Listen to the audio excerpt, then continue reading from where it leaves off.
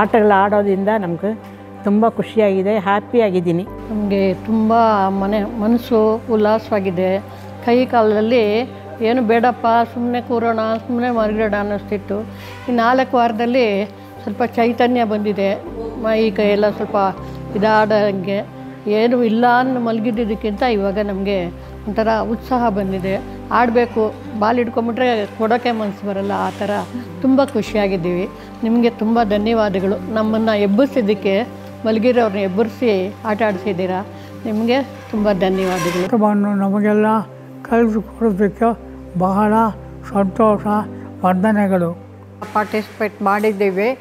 ಅಲ್ಲಿಂದ ಬಿಟ್ಟವ್ರು ಎಲ್ಲೆಲ್ಲಿ ಬದುಕೋದು ಎಲ್ಲೆಲ್ಲಿದ್ದವೋ ಗೊತ್ತಿಲ್ಲ, ನಮ್ಮ ಜೀವನನೇ ಗೊತ್ತಿಲ್ಲ. ಇಲ್ಲಿ ಬಂದ ಮೇಲೆ ಒಂದು ನೆಲೆ ಆಗಿದೆ. ಇವಾಗ ಸಣ್ಣ ಪುಟ್ಟ ಹುಡುಗರು ಬಂದು ನಮಗೆ ಬುದ್ಧಿ ಕಲಿಸಿ ಆಡಿಸ್ತಾ ಇದ್ದಾರೆ, ನಿಲ್ಲಿಸಿ ಇಂಥದ್ದೇ ಜೀವನ ಆಗಬೇಕು, ನೀವೆಲ್ಲ ನಮಗೆ ವಯಸ್ಸಿನವ್ರಾಗಬೇಕು ಅಂತ ಮಾಡಿಸಿ ಪ್ರತಿ ವಾರ ಬಂದು ಹೇಳಿಕೊಟ್ಟು ಮಾಡಿಸ್ತಾಯಿದ್ದಾರೆ. ನಮಗೂ ಒಂದು ಖುಷಿ ಬಂದಿದೆ, ಸಂತೋಷ ಬಂದಿದೆ. ಮಲ್ಕೊಂಡು ನಿದ್ದೆ ಮಾಡ್ತಾಯಿದ್ವಿ ಹಾಸಿಗೆ ಮೇಲೆ, ಬರೀ ಹಾಸಿಗೆ ಬಿಟ್ಟು ಇವತ್ತು ಕೂತ್ಕೊಂಡೆ ಮಕ್ಕಳ ಜೊತೆಗೆ. ದೊಡ್ಡವರು 80 ವರ್ಷ 85 ವರ್ಷದವರು ಆಡ್ತಾಯಿದ್ದಾರೆ. ಸಂತೋಷವಾಗಿದ್ದೀವಿ. ಮಕ್ಕಳು ಬಂದರೆ ನಾವು ಒಂದು ಮಕ್ಕಳ ಲೈನು ಅವ್ರ ಥರ ಆಗೋಗ್ತೀವಿ. ಸಂತೋಷವಾಗಿದ್ದೀವಪ್ಪ. ಹೆಲ್ತ್ನಲ್ಲೂ ಇಂಪ್ರೂವ್ ಆಗಿದ್ದೀವಿ.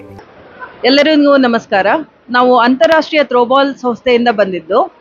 ಆರೋಗ್ಯಕ್ಕಾಗಿ ಥ್ರೋಬಾಲ್ ಅಂತ, ಅದ್ರ ಬಗ್ಗೆ ಒಂದು ತಿಳುವಳಿಕೆ ಎಲ್ಲರಿಗೂ ಜನರಿಗೆ ಕಲ್ಪಿಸ್ಕೊಡ್ಬೇಕು ಅಂತ ಈ ಒಂದು ಅಂಗಡಿ ಹಾಕಿದ್ದು, ಇವತ್ತು ಮಳಿಗೆಯನ್ನು ಹಾಕಿದ್ದು. ವಿಶ್ವ ಹವ್ಯಕ ಸಮ್ಮೇಳನ ಇವತ್ತು ನಡೀತಾ ಇದೆ, 3ನೇದು. ಬಹಳ ಜನ ಸೇರಿದ್ದಾರೆ ಇಲ್ಲಿ. ಪ್ರತಿಯೊಬ್ಬರು ಬಂದು ಥ್ರೋಬಾಲ್ ಬಗ್ಗೆ ಒಂದು ತಿಳ್ಕೊಂಡ್ರು.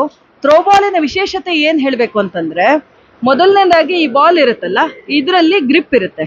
ಈ ಗ್ರಿಪ್ ಇರೋದ್ರಿಂದಾಗಿ ಇದು ನಮಗೆ ಆಕ್ಯುಪ್ರೆಷರ್ ಕೊಡುತ್ತೆ. ಆಕ್ಯುಪ್ರೆಷರ್ ಕೊಡೋದ್ರಿಂದ ದೇಹದ ಒಳಗಿನ ಅಂಗಾಂಗಗಳು, ಅಂದರೆ ಬ್ರೇನಿಂದ ಹಿಡಿದು ಹೃದಯ ಮತ್ತು ಕರುಳು, ಜಠರ, ಪ್ರತಿಯೊಂದಕ್ಕೂ ಇದು ಬ್ಲಡ್ ಸರ್ಕ್ಯುಲೇಷನನ್ನು, ರಕ್ತ ಪರಿಚಲನೆಯನ್ನು ಜಾಸ್ತಿ ಮಾಡ್ತಾ ಹೋಗುತ್ತೆ, ಉತ್ತಮಗೊಳಿಸ್ತಾ ಹೋಗುತ್ತೆ. ಅದರಿಂದಾಗಿ ಆರೋಗ್ಯ ಯಾವಾಗಲೂ ಉತ್ತಮವಾಗಿರುತ್ತೆ ಥ್ರೋಬಾಲ್ ಆಡೋದ್ರಿಂದ. ಇದರಲ್ಲಿ ಇನ್ನೊಂದು ವಿಚಾರ ಏನು ಹೇಳಬೇಕು ಅಂದರೆ, ಈ ಬಾಲನ್ನು ನಾವು ಬಲಗಡೆ ಹಿಡಿದ್ರೆ ಬಲಗಡೆಯಿಂದ ಎಸಿಬೇಕು, ಅಕಸ್ಮಾತ್ ಎಡಗಡೆ ಬಂದು ಎಡಗಡೆ ಹಿಡಿದ್ರೆ ಎಡಗೈಯಿಂದನೇ ಎಸಿಬೇಕು. ಇದರಿಂದಾಗಿ ಎರಡೂ ಸೈಡ್ ಬ್ರೇನ್ ಏನಿರುತ್ತೋ, ಮೆದುಳು ಏನಿರುತ್ತೋ, ಆ ಎರಡೂ ಬ್ರೇನ್ ಆಕ್ಟಿವೇಟ್ ಆಗ್ತಾ ಹೋಗುತ್ತೆ. ನಾವೇನ್ಕೋತೀವಿ ಎರಡೂ ಬ್ರೇನ್ ಒಂದೇ ಥರ ಕೆಲಸ ಮಾಡುತ್ತಲ್ಲ, ಯಾಕೆ ಆಕ್ಟಿವೇಟ್ ಮಾಡ್ಬೇಕು, ಎಕ್ಸ್ಟ್ರಾ ಯಾಕೆ ಎಫರ್ಟ್ ಹಾಕೋದು ಎಡಗೈಯಿಂದ ಅಂತ ವಿಚಾರ ಬರುತ್ತೆ. ಆದರೆ ಎರಡೂ ಬ್ರೇನಿನ ಫಂಕ್ಷನ್ ಒಂದೇ ಅಲ್ಲ. ಎಡಗಡೆ ಮೆದುಳು ಏನು ಮಾಡುತ್ತೆ, ಲಾಜಿಕಲ್ ಥಿಂಕರು, ಅಂದರೆ ಸಾಮಾನ್ಯವಾಗಿ ನಾವು ಒಂದೊಂದೊಂದು ಸೀಕ್ವೆನ್ಸಲ್ಲಿ ನಾವು ಏನಾದ್ರು ವಿಚಾರ ಮಾಡಬೇಕು ಅಂತಂದರೆ ಎಡಮೆದುಳನ್ನು ಬಳಸೋದು. ಬಲಮೆದುಳು ಕ್ರಿಯೇಟಿವ್ ಥಿಂಕರು, ಅಂದರೆ ಯಾವ್ದು ರಿಲೇಟ್ ಆಗಲ್ವೋ ಅದನ್ನು ಕಂಡುಹಿಡಿಯುವಂಥದ್ದು, ಇನ್ನೋವೇಷನ್ನು, ಹೊಸದು ಸಂಶೋಧನೆ ಮಾಡಬೇಕು ಅಂತಂದರೆ, ಪ್ರಾಬ್ಲಮನ್ನು ಸಾಲ್ವ್ ಮಾಡಬೇಕು ಅಂತಂದರೆ ಕ್ಲಿಷ್ಟವಾಗಿದ್ದಂಥದ್ದು, ಆವಾಗ ನಮ್ಗೆ ಬಲಮೆದುಳು ಕೆಲಸ ಮಾಡಬೇಕು. ಹಾಗಾಗಿ ಎರಡೂ ಮೆದುಳನ್ನು ನಾವು ಯಾವಾಗಲೂ ಆ್ಯಕ್ಟಿವೇಟ್ ಮಾಡ್ತಾ ಇರೋದು ತುಂಬ ಇಂಪಾರ್ಟೆಂಟು. ಅದರಲ್ಲೂ ಮಕ್ಕಳಿಗೆ ಎರಡೂ ಮೆದುಳು ಆಕ್ಟಿವೇಟ್ ಮಾಡಿದರೆ ಅವರು ಚೆನ್ನಾಗಿ ಸ್ಕೋರ್ ಮಾಡ್ತಾರೆ. ಎಲ್ರಿಗೂ ಏನಿರುತ್ತೆ ಮನಸ್ಸಲ್ಲಿ, ಹೆಚ್ಚಿನ ಜನರಿಗೆ ಅಂತಂದರೆ, ಎಲ್ಲರೂ ಅಂತ ಹೇಳಲ್ಲ, ಸುಮಾರು ಜನರಿಗೆ ಮಕ್ಕಳು ಆಟ ಆಡಿದರೆ ಓದಲ್ಲ. ಆದರೆ ರಿಯಾಲಿಟಿ ಏನು ಅಂದರೆ, ಥ್ರೋಬಾಲ್ ಆಟ ಆಡಿದರೆ ಎರಡೂ ಬ್ರೇನ್ ಆಕ್ಟಿವೇಟ್ ಆಗೋದ್ರಿಂದ ಅವ್ರು ಚೆನ್ನಾಗಿ ಸ್ಕೋರ್ ಮಾಡ್ತಾರೆ. ಓದೋದು ಕಡಿಮೆ ಇದ್ರೂ, ಅಂದರೆ ಅಷ್ಟು ಟೈಮ್ ಅವ್ರು ಓದಿಲ್ಲ ಅಂದ್ರೂ ಅವ್ರು ಉಳಿದ ಟೈಮ್ನಲ್ಲಿ ಎಷ್ಟು ಓದಿರ್ತಾರೋ ಅದನ್ನು ತಿಳ್ಕೊಂಡು ಚೆನ್ನಾಗಿ ಬರೀತಾರೆ ಎಕ್ಸಾಮಲ್ಲಿ. ನಮ್ಮ ಹತ್ರ ಅದ್ರ ಬಗ್ಗೆ ಸೈಂಟಿಫಿಕ್ ಒಂದು ರಿಸರ್ಚ್ ಮಾಡಿರುವಂಥ ಪ್ರೂಫೇ ಇದೆ. ಬೇರೆ ಬೇರೆ ಕಡೆ ಮಾಡಿದ್ದೀವಿ, ಸಿದ್ದಾಪುರ, ಯಲ್ಲಾಪುರದಲ್ಲೆಲ್ಲ ನಾವು ರಿಸರ್ಚ್ ಮಾಡಿದ್ದೀವಿ ಇದ್ರ ಬಗ್ಗೆ. ಬಿಫೋರ್ ಮತ್ತು ಆಫ್ಟರ್ ಥ್ರೋಬಾಲ್ ಆಟ ಆಡಿ ಜಾಸ್ತಿ ಸ್ಕೋರ್ ಮಾಡಿರೋದು. ಇನ್ನೊಂದು ವಿಚಾರ ಅಂದರೆ, ಎಲ್ಲರೂ ಏನು ಅನ್ಕೋತಾರೆ, ಆಟ ಅಂತಂದರೆ ಯಾರು ಫಿಟ್ಟಾಗಿರ್ತಾರೋ ಅವ್ರು ಮಾತ್ರ ಆಟ ಆಡೋದು, ನನಗೆ ಹುಷಾರಿಲ್ಲ ಅಂದರೆ ನಾನು ಆಟಕ್ಕೆ ಹೋಗಬಾರ್ದು ಅಂತ. ಆದರೆ ನಾವು ಥ್ರೋಬಾಲ್ನಲ್ಲಿ ಆಟ ಆಡೋದು ಏನಕ್ಕೆ, ಆರೋಗ್ಯಕ್ಕಾಗಿ. ಆಟ ಅಂದರೆ ನಮ್ಮ ಆರೋಗ್ಯ ಇಂಪ್ರೂವ್ ಮಾಡ್ಕೊಳ್ಳೋದಕ್ಕೆ ಆಟ ಆಡಬೇಕು ಅಲ್ವಾ, ಅದಕ್ಕಾಗಿ ಈ ಥ್ರೋಬಾಲನ್ನು ನಾವು ಈ ಆಕ್ಯುಪ್ರೆಷರ್ ಅನ್ನೋ ಕಾನ್ಸೆಪ್ಟಲ್ಲಿ ಪ್ರತಿಯೊಬ್ಬರಿಗೂ, ವಯಸ್ಸಾದವರಿಗೂ ಆಟ ಆಡಿಸ್ತೀವಿ.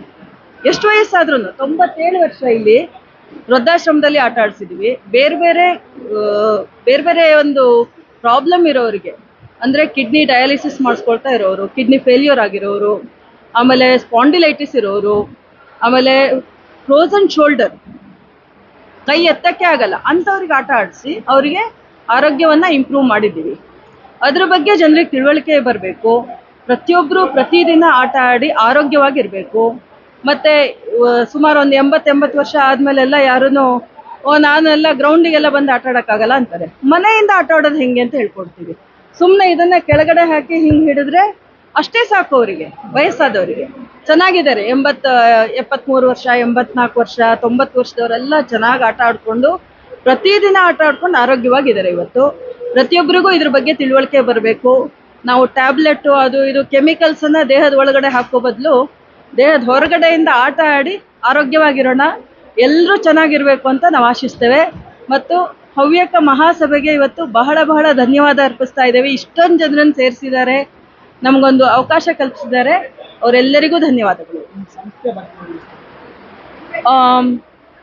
ಅಂತಾರಾಷ್ಟ್ರೀಯ ಥ್ರೋಬಾಲ್ ಸಂಸ್ಥೆ ಸ್ಥಾಪನೆ ಆಗಿದ್ದು 2008ರಲ್ಲಿ. ವಿಶೇಷತೆ ಅಂದರೆ ಬೆಂಗಳೂರಲ್ಲಿ ಗಂಟೀರವ ಸ್ಟೇಡಿಯಂ ಹತ್ರ ನಾವು ಸ್ಥಾಪನೆ ಮಾಡಿರುವಂಥದ್ದು.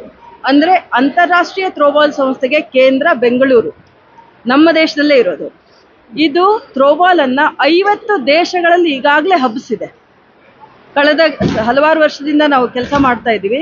ಈಗ ಒಲಿಂಪಿಕ್ಸಿಗೆ ಇದನ್ನು ತಗೊಂಡು ಹೋಗಬೇಕು ಅಂತ ಕೆಲಸ ಮಾಡ್ತಾ ಇದ್ವಿ.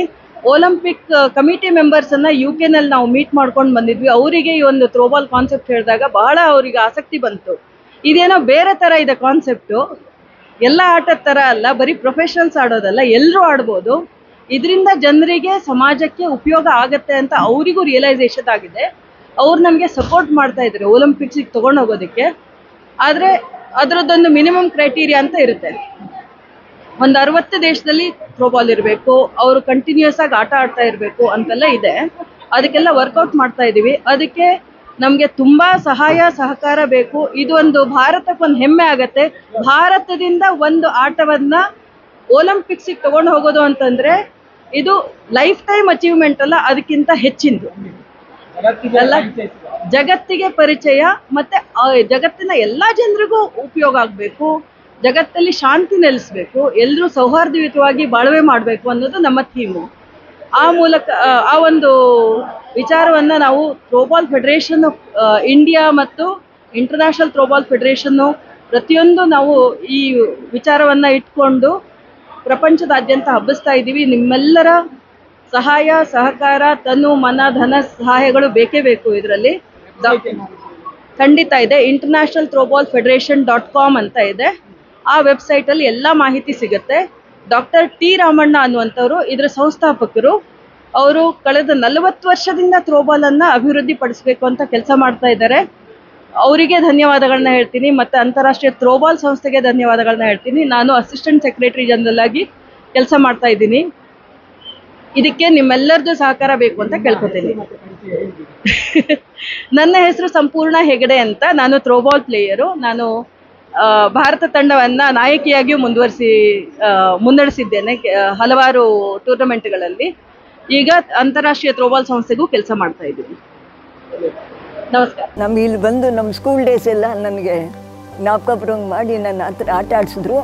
ಆಮೇಲೆ ನಾನು ಇವಾಗ ಸ್ವಲ್ಪ ಓಡಾಡೋಕ್ಕಾಗ್ತಾ ಇರಲಿಲ್ಲ, ಸ್ವಲ್ಪ ಕಷ್ಟ ಬೀಳ್ತಾ ಇದ್ದೆ. ಇವಾಗ ಸ್ವಲ್ಪ ಹಂಗೆ ಪರವಾಗಿಲ್ಲ, ಓಡಾಡ್ತೀನಿ. ಎಲ್ಲ ನನಗೆ ಚೆನ್ನಾಗಿ ಖುಷಿ ಆಯಿತು ಆಟ ಆಡಿ. ಮತ್ತು ಇನ್ನೂ ಯಾವಾಗಲೂ ಹಿಂಗೆ ಒಂದು ತಿಂಗಳಿಗೆ ಒಂದು ಸಾರಿನಾದ್ರು ಬಂದು ನಮಗೆಲ್ಲ ಪ್ರೇರಣೆ ಕೊಟ್ಟು ಆಟ ಆಡಿಸಿದ್ರೆ ತುಂಬ ಸಂತೋಷ ಅಂತ ನಾನು ಬಯಸ್ತೀನಿ.